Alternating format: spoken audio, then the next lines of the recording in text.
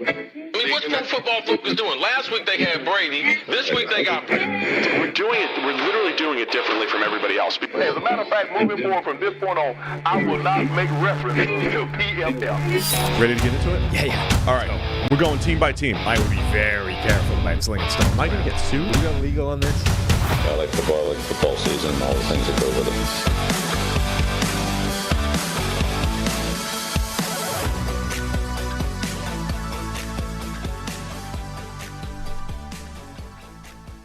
Happy Joe Flacco Friday, everybody. Yes, the dream continues for the Cleveland Browns and for the 87-year-old Joe Flacco, who had another impressive game against the New York Jets. And the Browns are rolling. They made the playoffs for the first time in a couple of years, and they're a very real threat to everybody. So we're going to talk about that today with our guy, Brad Spielberger, as well as answering some questions on this fine Friday morning. How's it going, Brad? Going fantastic. It's a Flacco Friday, baby. It is a Flacco Friday. But before we get into any of that, it's time to talk about securing your family's financial future, starting with Fabric by Gerber Life. It makes it quick, easy, and affordable to protect your family so you can get back to enjoying life. Fabric was designed by parents for parents to help you get a high-quality, surprisingly affordable term life insurance policy in less than 10 minutes. Fabric has flexible policies that fit your family and your budget, with quality policies like $1 million in coverage for less than $1 a day. Get your personalized quote in minutes and then apply when it's convenient for you. It's all online and on your schedule. You could go from start to covered in less than 10 minutes with no health exam required. Join the thousands of parents who trust Fabric to protect their family. Apply today in just minutes at meetfabric.com/PFFNFL. That's meetfabric.com/PFFNFL. MEET fabric.com/PFFNFL. Policies issued by Western Southern Life Insurance Company, not available in certain states. Prices subject to underwriting and health questions. All right, Brad. So clearly, Joe Flacco is the story right now. I mean, what was being even advertised as like a defensive battle, right? Normally, you see the matchups that the TV companies build the next upcoming game on. It's quarterback versus quarterback or quarterback versus wide receiver. This was Myles Garrett versus Sauce Gardner. It was two defensive players. This was what this was being talked up as being. And right away, it was like immediate touchdown, followed by immediate touchdown, followed by another touchdown. We're like, this is going to be 45-43 with offenses rolling. And then, eventually some turnovers started to happen and the second half happened. But kind of crazy immediate offensive production from both sides. Most 2023 game possible. I think Al Michaels said it was the highest scoring first half in a game, not just Thursday, like any week this year or any day of the week. Yeah, in like 4 or 5 years. So, yeah, the script was good for both teams, and then the Browns just continued to score drive after drive. David Njoku creating a bunch of yards after the catch. Jerome Ford looked good in space as well. Like Noah Amari, too. You'd think, I don't know. It was bizarre. I couldn't believe the first half at all. I was just sitting there like, what is happening in this game? Yeah, no Amari Cooper. That was a kind of late scratch heading into the game with an injury. And you're like, okay, no Amari Cooper going up against good defense. Like, this is where bad Joe Flacco comes back to the surface. And, he had a couple of ugly plays in there. He had a turnover-worthy completion, which you don't see too often. But the fumble where he gets back on top of it, the turnover-worthy completion to Elijah Moore, the pick itself, obviously. So it wasn't like a perfectly clean game from Flacco, but productive. Like, it was another one of those games where the difference between him and other quarterbacks in this offense is he is moving the ball way easier. He's getting way more production for every mistake that he makes. I think the beautiful thing, too, is, like, it's a lot of boot action and rollouts and, like, getting him on the move, particularly rolling to his left. I think he's been accurate. He's been able to generate a ton of velocity still. Like, it's not like he's just sitting there like a statue. It's kind of a blend, I think, of what Stefanski likes to do and obviously still changing from the P.J. Walker, DTR, and even Deshaun, I suppose, offense. But yeah, it's just like it shouldn't work. It keeps working. It's just a glorious, glorious thing. But I think there is an element of, like, he's just letting it rip. And there are going to be a ton of turnover-worthy plays. We were talking pre-show. He could have had 5 interceptions against my Bears, and they found a way to win there with 200 passing yards in the fourth quarter. But there also is the element of He's just like this offense was so constricted to start the year, and they were leading on the run game, but they had heavy box counts. They were defenses cheating down on them. You can't right now. Like you better respect Joe Flacco going deep right now. Yeah, somebody made the point that Flacco is changing the offense in terms of opening up what they're able to do. Like he is making every area of the field a live threat again. And okay, there are going to be mistakes along the way, but that in itself changes the dynamic of the offense. Like opposing defenses have to respect more things with Flacco than they do with any of the other quarterbacks the Browns have had playing this season. And whether or not he plays better on a down-to-down basis, like he doesn't need to for that to still be an improvement, because that threat every single play is important, like particularly in the playoffs where you are forcing defenses to respect more things and therefore not focus too heavily on any one thing. I think that's my takeaway of the conversation. I know our coworker Timo Riske, who just hates fun. He posted a tweet earlier about how the Browns offense is still generating negative EPA over the last month. And look, like we should poke holes in everything. There are a lot of negative plays there, a lot of his turnovers too. Right. But I think the question from that stems is, okay, this is one of, if not the best defenses in 2023. Does it make sense to have a high variance quarterback who is taking a lot of chances, risks, and yeah, they're working out right now, but should they be kind of a neutered offense and worry more about matriculating the ball down the field as opposed to explosives? A, I would just say no in a general sense, but B, even if you do want to pivot to that come playoff time, because of what you've put on tape the last month, defenses can't just be sitting on that and expecting that, because you always can then pivot, have a hard play action, boot rollout, and Flacco can fling it 70 yards downfield. So you're helping yourself if you do want to play that style. Because if you were doing that every single week and then going into the playoffs and everyone knew what you're going to do, I think it's easier to pivot to that than it would be to do the inverse, right? We're like, all right, we're going to open things up and start slinging it in the playoffs against a good playoff opponent on the road. But yeah, I think it just helps them by establishing respect from opposing defenses. Yeah, I think the composition of some of these numbers is important more than just the number itself. Like we talked about this on the show a little bit the other day. Nick Mullins and Josh Dobbs, right?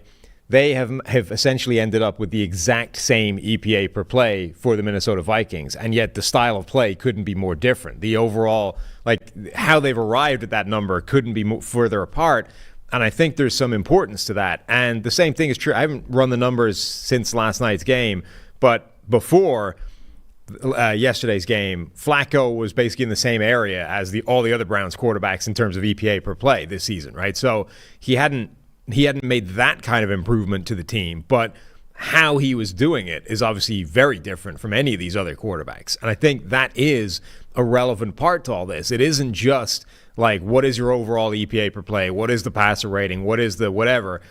How that is comprised, how it comes about, I think actually makes a difference, certainly going forward.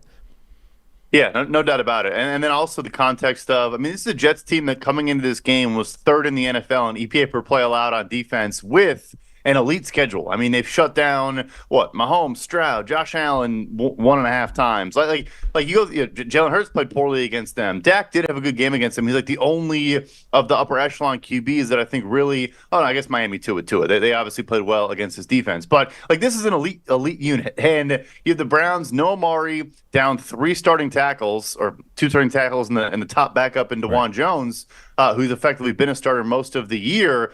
And you're still doing this. And again, the Jets, maybe there's some quit in them. Obviously, their season is over. Didn't go out how they expected it to go. But, yeah, also 4th before this week in EPA per dropback allowed. And they were just getting carved up. Yeah, and I felt like this was a game where their defense didn't quit, actually. They've had some games this year where I think that kind of happened, where they went, look, to hell with this. The offense isn't going to do anything. We're out. The Jets' defense in the second half actually gave their offense enough chances to make this happen, and they just didn't. They had 2 or 3 drives in the sort of late third quarter, early fourth quarter, where if they'd put points on the board, like a touchdown, this game could have become interesting down the stretch, and it never did, because every time they got a stop, the Browns got one too, and Trevor Siemian just didn't have quite enough Will Levis in him, right, when he needed that first down. collapsed just before the first down marker. But I felt like the Jets defense actually did keep fighting throughout the game. They had some rough plays early on where they just let David Njoku wander through the defense multiple times. But after that, I think they clamped down better in the second half. They got some good pressure. They were able to get some stops. They got some turnovers. And their offense just didn't have enough, again, all the way through the season, so it didn't matter. They'd already dug themselves a deep enough hole that they couldn't get out of it without another defensive score coming on the board, which, by the way, they probably got screwed out of with that fumble that wasn't given live and then got given to them on review, right? Jermaine Johnson picked that up and scored with it. So if that had been allowed go, that would have been a touchdown and made it interesting. Yeah, we're not going to do a ref show, but that was like the most obvious fumble in the history of organized football. I don't really know what they saw there. I mean, also, I guess we'll touch on it. And again, it's a lost season. It's Trevor Siemian. I get that, but I was chuckling. They showed the graphic. If you were watching the Prime Vision, I don't know if they showed it on the main broadcast. The guy who does a lot of the fourth down decision making for the Jets, his name's Dan Shamash, and I guess they call his game planning Smash Ball. I think apparently I'm being facetious because it's probably Robert Saleh, not him. But I guess Smash Ball is you smash the ball with your foot with a punt when it's 4th and 6 at the Browns' 39-yard line and you're down 17 points. Like, I never understand stuff like that. It's like in a bowl game when a 5-7 team in a bowl game is punting on like 4th and 2. Like, I don't think if I was a head coach of a college football team 5-7 in a bowl game, I'd punt the entire time. Like, it's just bizarre to me. But yeah, so like the Jets also just didn't even try to win this game when they could have, converted some late fourth downs and made it interesting. Yeah, you would think that once you're eliminated from everything, like the level of fear, like what have we got to lose, should rapidly diminish, and you should just get hyper aggressive because what's the downside? Like, we're probably losing the game already. We're already in a hole. Like, what the hell? Might as well go out for it and see if we can go down swinging. Getting back to Flacco for a minute, like, this is such an insane story now. I mean, old man Flacco with his gray beard and his 5 kids and his sleepy demeanor on the sideline because it's late past his bedtime as an East Coast dad. This is now his best PFF grade since 2014. It's his second highest big time throw rate since 2013. He's still got a fairly high turnover worthy play rate, but like, this is the best play we've seen from Flacco in the better part of a decade, which is nuts. Like, that shouldn't, I mean, he showed a couple of games like this-ish last year for the Jets, where he put up a ton of yards, 300 back-to-back games, and then the wheels fell off, right? And he had a 27 grade against the Bengals, had 6 turnover-worthy plays. That hasn't happened yet for the Browns, and maybe won't happen. But if he avoids that complete and total implosion, we're just getting this weird late-career YOLO Joe Flacco where he just goes out there and slings it and sees what happens. This is a guy who, like, 5 or 6 years ago now, I think it was, where he was 8 of 18 for 28 yards with 2 picks. I don't know if you remember that box score. I don't know if that was at the Broncos or one of his many stops. Maybe the Ravens still towards the end of that run before Lamar took over. It's remarkable. It really, really is. And then all the context we just added into it as well. I mean, Kevin Stefanski already has a Coach of the Year award, and there are a lot of coaches doing things with backup quarterbacks. Maybe we'll just give him Comeback Player of the Year, I suppose. That'll be who gets the award there. But no, it is remarkable. And I think the interesting thing is, like, if you have maybe one trait or talent or skill that is still at an elite or very, very good level, and that for him that's arm strength, I think he still has an absolute hose, even in his late 30s. Like, maybe you can find a way to construct an offense around that, because he's always been immobile. He's always had the limitations that he has now, maybe more exacerbated. But it really is one of the funnier stories, of a crazy, crazy year of backup quarterback stories. I mean, truly, like, breaking records for the month of December. One of the greatest months, if you take out like the 8 interceptions, but one of the greater productive months like we've seen in a very long time. He kind of alluded to this a little bit in the interview afterwards. And I don't want to put words into his mouth too much, but he basically suggested that, late in his career, once he stopped being the guy, right? Once he reached the point in his career where he was now a backup or an emergency quarterback or whatever, once he kind of ran out of chances as a true starter, as a plan A, it's kind of changed his mentality. Like, he went from, he started to appreciate just having the opportunity to go and play football for a living. And it's almost like that is now transformed him into Ryan Fitzpatrick, right? He's now gone. He's done what we were saying the Jets haven't done, right? Like, what the hell? Like, let's just go out swinging. Let's just loose the cannon, start firing this over the field. And if we lose, if I throw a bunch of turnovers, who cares? I was out of the league anyway. Doesn't matter, right? This is a rare opportunity to just go down playing the way you want to play the game. And if it comes out good, great. If it doesn't, I was already done, right? I've already had a career. So it's almost like this liberating thing for him that he has no downside anymore. He's got no fear. He's just out here firing it around. He's not being conservative. And so far, it is paying off like more than it's costing him. Yeah, you're not looking over your shoulder or worried about getting yanked, especially in this situation, right? Like, it's even with all the mistakes, he's probably not going to get pulled at any point, barring an injury the rest of the way. Yeah, no, it is definitely like he's playing way, way more freely than probably recent years. And there is something to it. Because, this guy, people forget. His playoff run is one of the greatest playoff runs of all time. Like, it's got history. He has that in him. He just has been super inconsistent. And it's, at a certain point became like a defensive pass interference merchant for a stretch there. But no, it's like I said, I honestly, if you just cater things around one top-end trait or talent and then have a guy that just is playing freely, doesn't really worry about the downside, I guess this is what you get.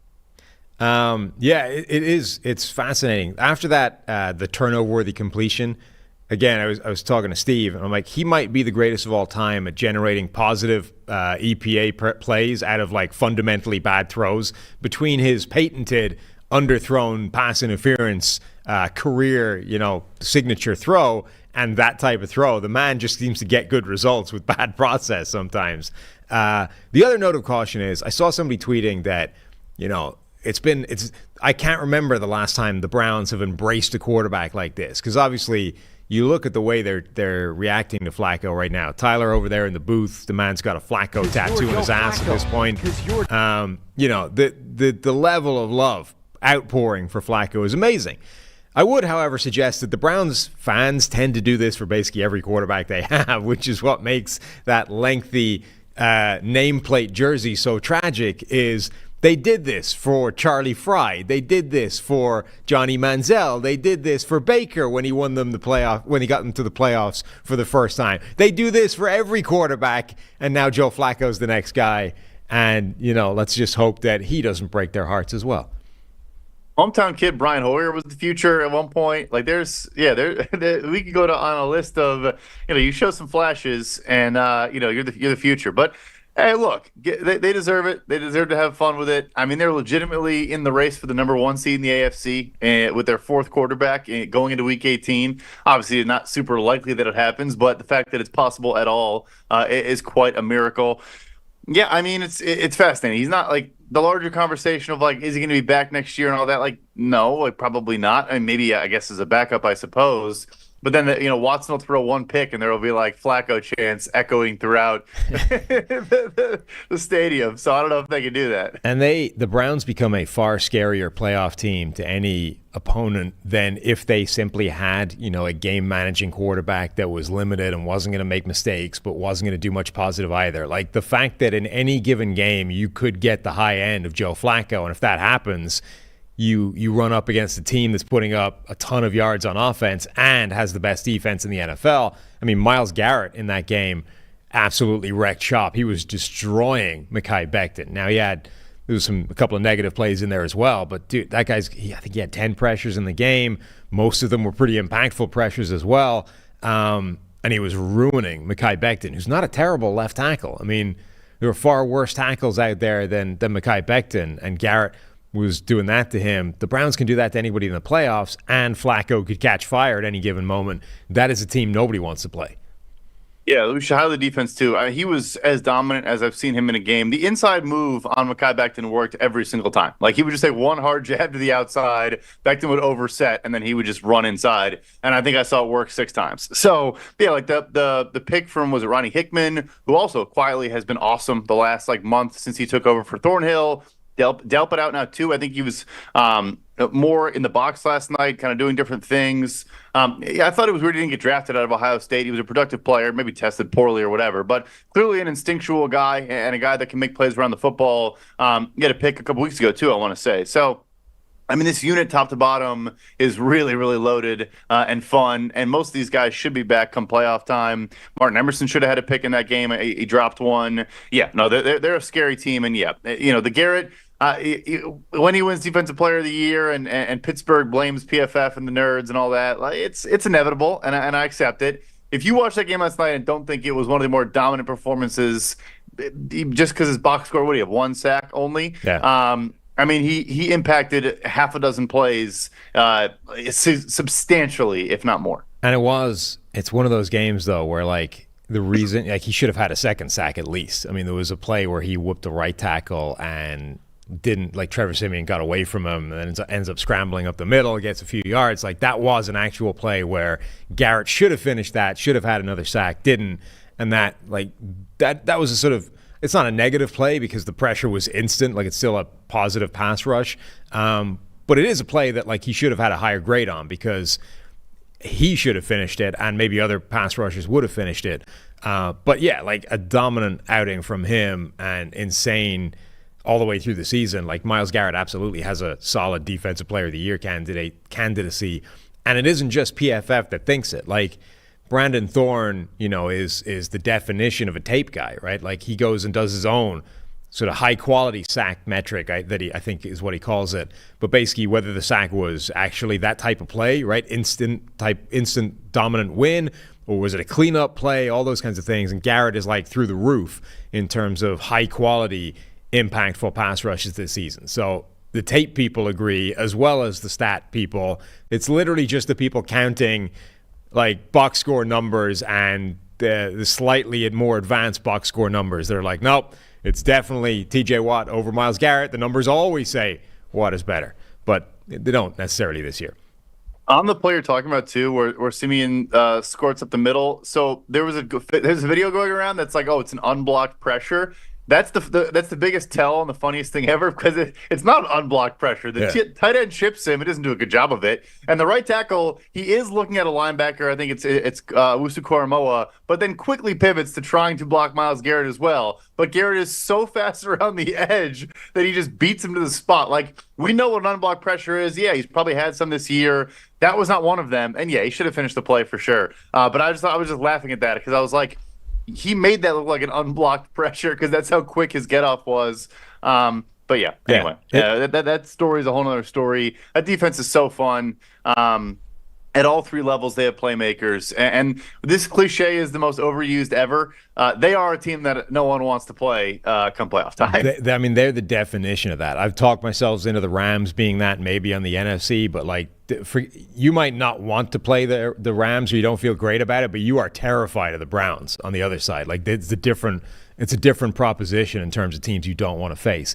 Anyway, we're going to get into a couple of mailbag questions, but first we got to talk about Prize Picks and our lineup this week.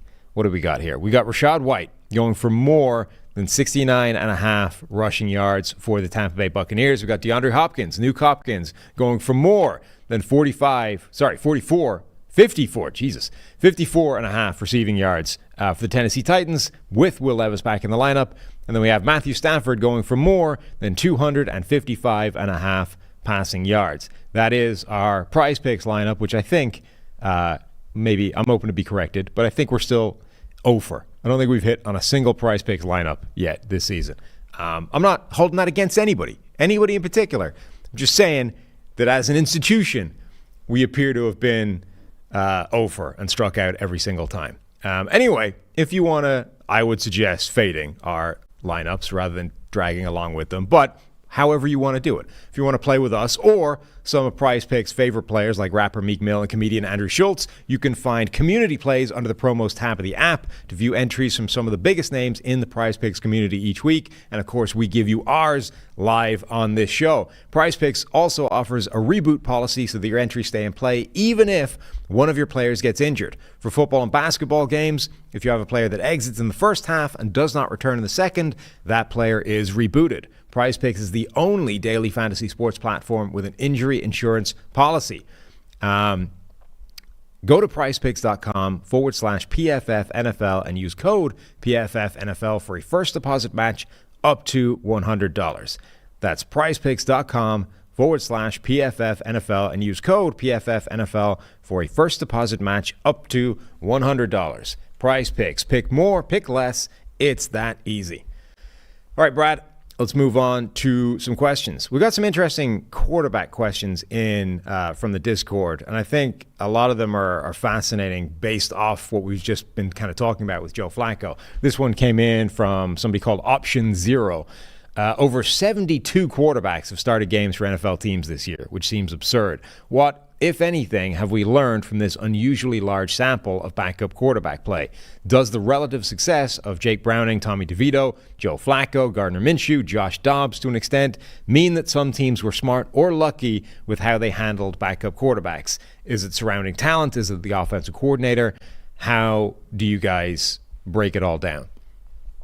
I'll just say, with all due respect, including Tommy Cutlets in there is like the dragon meme where there's the two smart dragons and the third dragon. Yeah, the guy took like 10 sacks a game. But hey, he beat the Packers. So we'll always love him. But yeah, I think we honestly did learn a decent bit. The big thing always, since the Eagles win with Nick Foles, has been that there are some clubs that just don't, I think, value enough and appreciate enough having a quality backup. For the most part, though, it's like, if you're the Jets and you lose Aaron Rodgers, like, your season is over, and I get that. But, I mean, we're talking about Joe Flacco the whole show. Like, that team's probably the equivalent. They have an elite defense, and they have a quarterback that's just slinging it to Garrett Wilson and taking risks, taking chances elsewhere, and maybe they are a playoff fringe team. I think that market's going to be pretty strong for those guys. I think we're going to see, a lot of those guys get paid more than they did last year. Minshew, I think it was 1 year, $3.5 million. Even a Baker, who obviously is a starter now and might get like a Geno Smith type deal, came in at 1 year, $4 million. I want to say that position is going to be appreciated more. I think also just because of 17 games and concussion protocol and all these things. Like, your starting quarterback's probably going to miss 2-3 games a year. And going 2-1 versus 1-2 or whatever because of a better backup is very meaningful for playoff seeding and winning the division and all those things. I kind of wonder, though, how predictable it is. Like, I've always had quite a lot of sympathy for that concept that we talked about, I think, on yesterday's show, that Tom Moore quote on Peyton Manning's backups that, if Peyton goes down, it's done. Forget it. So there's no point in practicing that, right? What is, if he's out, his backup is not doing anything. And we saw that. Like, when Peyton Manning did go down, they had a whole season of Scott Tolzien or whatever at quarterback. That got them the next number 1 overall pick for Andrew Luck. Like, that's what they knew would happen at any moment if Peyton Manning went down for any period of time, and they were comfortable with that. He was, generally speaking, durable right up until the neck injury that put him down for the first time in his career. And they were like, look, if he goes down, we're accepting that's the season up in smoke. So we'll try and keep him upright. G-rated version. That's the G-rated version of the quote you're getting. Absolutely, yeah. But that was the bargain they were willing to make, right? Now, and I think Peyton Manning helped that because the man was unusually good at avoiding sacks and hits, and he played into part of why you were willing to embrace that kind of strategy in a way you probably wouldn't if your quarterback was Baker Mayfield or whatever, a guy that's going to take significantly more hits than that. But I've always had sympathy for that idea of, look, it's hard enough to find an elite quarterback in today's NFL. You put all the chips into that guy, and if he's not there, forget it. It's already done. The fact that you're slightly better off if you invested more in his backup, I don't know that there's much. I don't know that there's much point in that, to be honest. Go ahead. Well, quick counter. So winning, losing games, I think we probably agree. I would say, and this is just an anecdotal example, but 2 counters. One, development of other players on the roster, like what Josh Downs got to work with versus what Jalen Hyatt got to work with to grow his game as a rookie wide receiver. And again, there's other factors and whatever context that play there. But like, maybe Jalen Hyatt had more meaningful in-game Sunday reps if he played with a competent backup quarterback. Obviously, Tyrod is. So just off the top of my head. The second thing is, like, getting a trade package or a compensatory pick, like the Saints getting a 3rd-round pick for Teddy Bridgewater, who had a 5-game win streak, goes to Carolina for a huge deal. The Saints get a 3rd-round pick. So, like, the other kind of spill-out externalities as well. But we largely agree with the Peyton Manning G-rated quote. Yeah, well, but I also think, we're seeing now there's obviously value to having a backup quarterback that can win you a few games and your season not being completely up in smoke. But my question this season is sort of becoming, how predictable is that? How much can you actually say or identify this guy is a good backup versus what I'm starting to believe is that the tier of quarterbacks that most backups fit into, that kind of marginal starter / actual backup, that it might be the tier that's being swelled the most in recent years. Now we've got tons of these guys who can come in, look okay for a couple of games, and then the wheels fall off and it all goes to hell. And I don't know that you can tell when that's going to happen. Like, Jake Browning has had 2 games where he's looked basically like a non-functional quarterback and 3 games where he looked like a star. And can you tell if that's going to happen? Like, is that, if you could know when the order of that was going to happen or how long you were going to get until the wheels fell off, you would be good. But then the flip side of that is like the Minnesota Vikings, right? Who Josh Dobbs has looked like that as well. And then they get him in and that lasts a couple of games and he can't move the ball anymore. So you bring in Nick Mullins and that lasts like a game. And then he throws 7 turnover-worthy plays. You're like, so they're now bouncing from quarterback to quarterback to quarterback.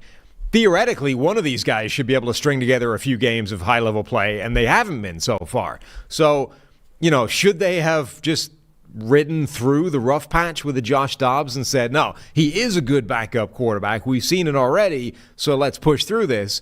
Or do you just end up in this tough world where it's like you never know which quarterback to roll with because any one of them is capable of a stinker at any given moment? No, it's fair. And obviously, the coaching and the supporting cast around them is a massive variable, too. Like, if you don't have Jamar Chase to throw the ball to, I'm not saying it's the only reason, but right. Probably not a coincidence. Those were the good Jake Browning games, and he goes out and can't do anything against the Steelers without him. So, no, I hear you. It probably is. We're trying to, allocate a lot of emotion and results-based stuff to quarterbacks. I would just say, if you're coming into a season where you think it's a competitive year, because if it's not, it's a different conversation. And you could spend, 2 years, $10 million on a backup, or 1 year, 1.5, and have again, these are just random names, have an Easton Stick. If I thought I was going into a contending window, I would spend a little extra on backup quarterback. But Jake Browning is going to be a good example, right? Because after this year's performance, Jake Browning is probably going to get himself, he's probably going to be in that category now of he's a high-end backup, right? He's shown that he's a really good backup in the NFL. But prior to him getting on the field, there was literally no evidence that would say that was true. He had already been cut from an NFL team previously. He's on nothing for the Bengals right now, contract-wise. He's getting paid less than $1 million this year. In preseason and training camp, where he had all of the reps as the number 1 guy because Joe Burrow was down with that calf injury, he looked awful. We were at Bengals practices, you're they can't move the ball with Jake Browning as the quarterback. If this is who they have to start the season with, they're screwed.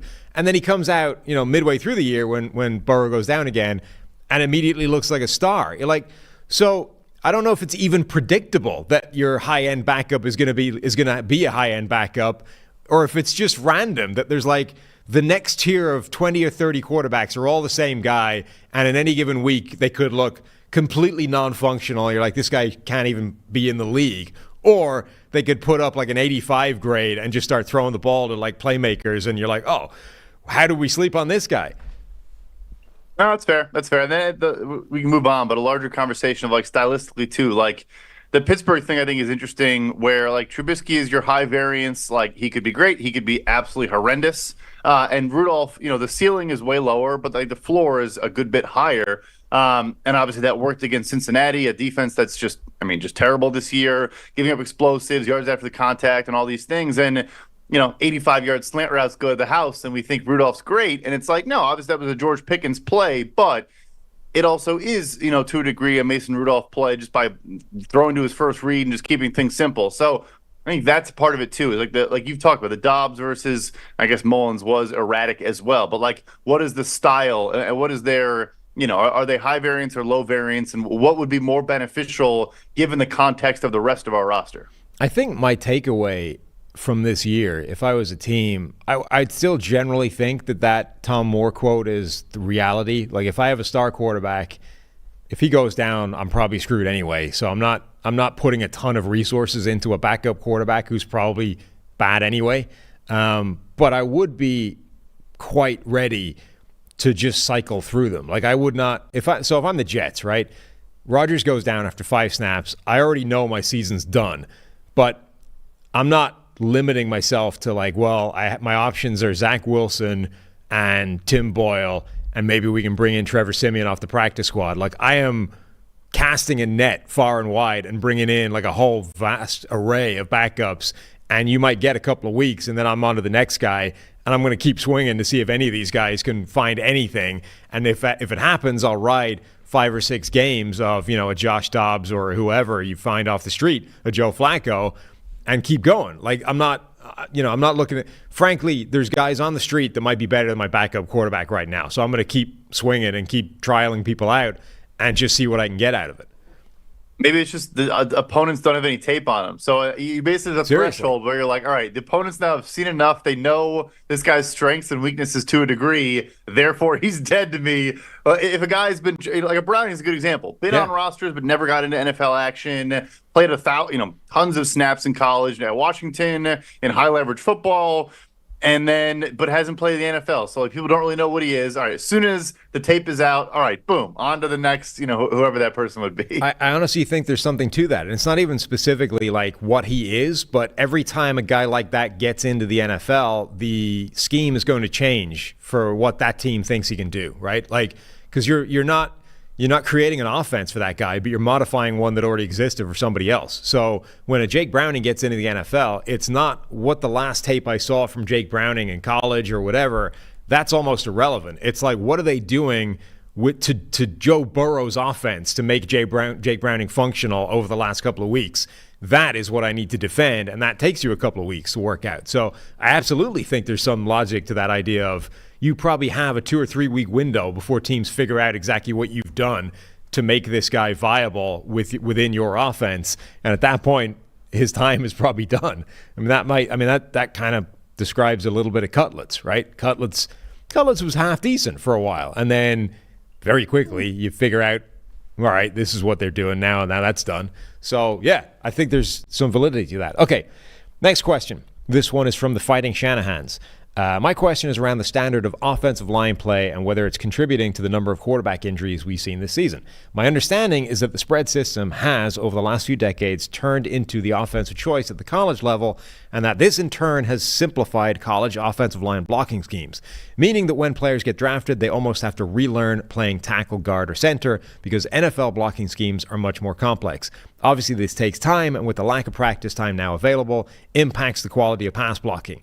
This leads to more quarterback injuries. So, does PFF data support a steady decline in overall offensive line play over the last 5 or 10 years? If so, this would seem to fall in line with the reduced practice time teams now have. Surely, the most common sense way to address this would be to increase in-season rosters to 58 or 60 players and then increase padded practice time to improve quality of play. This would, in theory, keep more starting quarterbacks injury-free and keep the NFL games a high-quality product. Would love to hear the thoughts of Steve, Sam, and or Trevor. You got left out of this, Brad. Just Trevor on this show and how you guys would address these issues.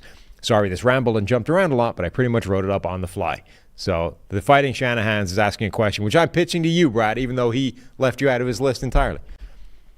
Care about this answer, but I'll give it. I actually think it's a great question and a fascinating conversation because I think the biggest lesson I've learned from the spring leagues, everyone always says, like, it's because there isn't enough good quarterbacks. That's why the leagues are struggling. They don't score any points, et cetera, et cetera. Obviously, that is a huge part of it. We also just talked about, though, how there's like a cluster of 50 backup quarterbacks that are all kind of in the same boat.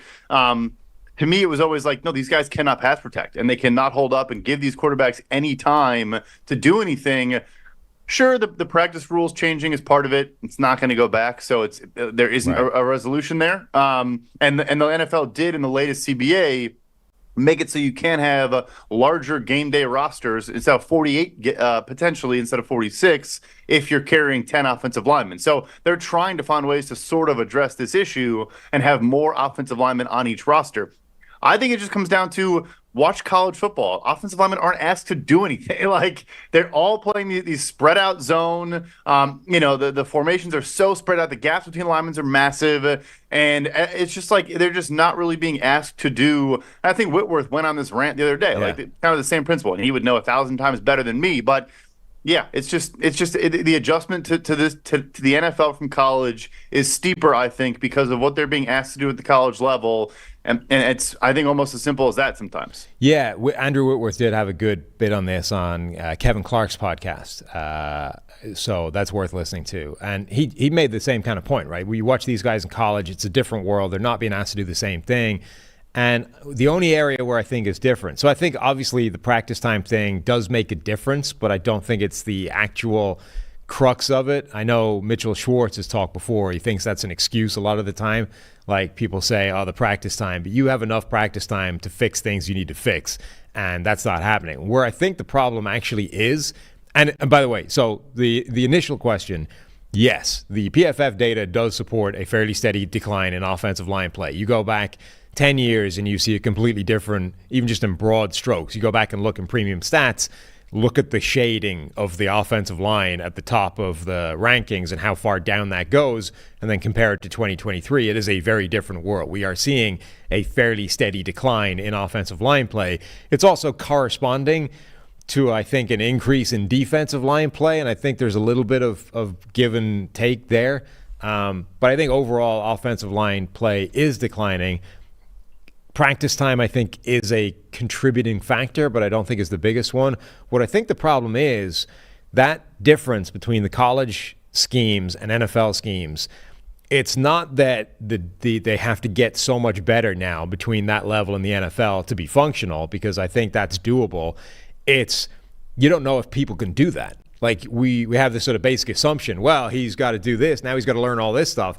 Half of them aren't going to be able to learn that, and they're just not going to be viable NFL players. And if they were running pro-style schemes in college, you would know that, right? You would already have eliminated those guys. You wouldn't even be looking at them as, potentially viable starting players at the next level. You just say, no, that guy has this problem with his pass set, that guy has this problem with whatever. You would have already taken them off the board. They're out.